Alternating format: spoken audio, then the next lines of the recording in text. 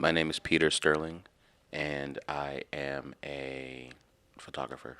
These days, I'm trying to be less sporadic and less spontaneous.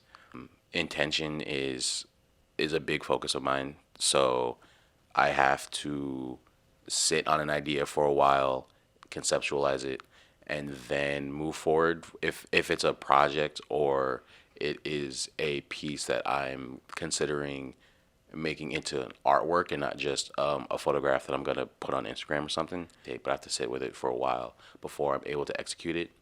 It's a process that I'm trying to embrace it more and be more mindful of it. There's an idea that I've had fleshed out. Like I hand drew it.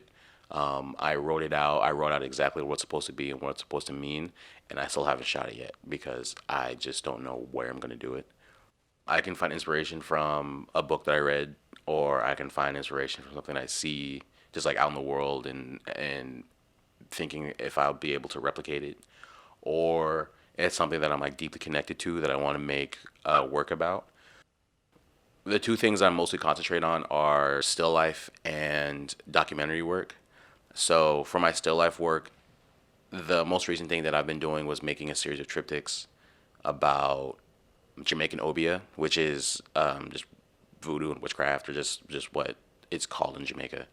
And that process came from conversations that I've been having with a friend of mine just about like obeah rituals and going to botanicas. And I finally was able to read this book called Go Tell My Horse by Zora Neale Hurston, where she went to Jamaica and she went to Haiti to observe obeah and voodoo rituals, respectively. Just from a couple passages that I saw in there, I got some ideas regarding creating still life images in the vein of either obeah symbols or obeah rituals, and I'm still working on that.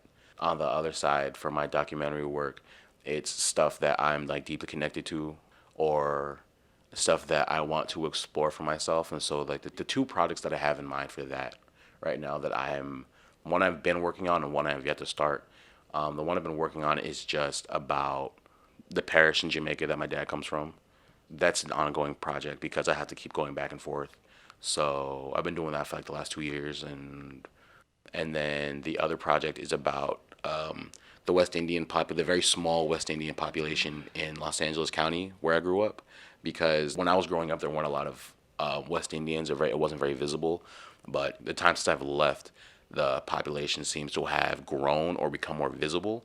And I want to know if it's either the fact that more people have shown up, or if it's the fact that West Indians and Caribbean people aren't just blending into the greater black population and they're being more pronounced with their identity or with their heritage. So that's the next project I'm going to work on.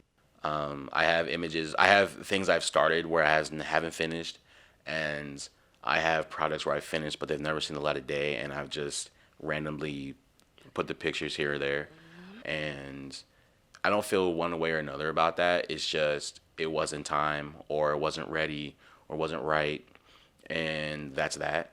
And I can just move on to the next thing. Like I don't feel like I wasted my time or wasted my money or doing anything like that because that's just part of my process.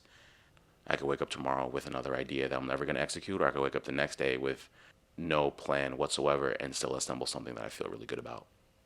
A friend of mine a long time ago told me that, like, I was like really stressed out about the fact that I hadn't been making anything in a while, and he just straight up said like, "Yo, you're not a factory. You don't have to be pumping out stuff for the sake of pumping it out. Like, if you don't want to release anything for 6 months, you don't have to."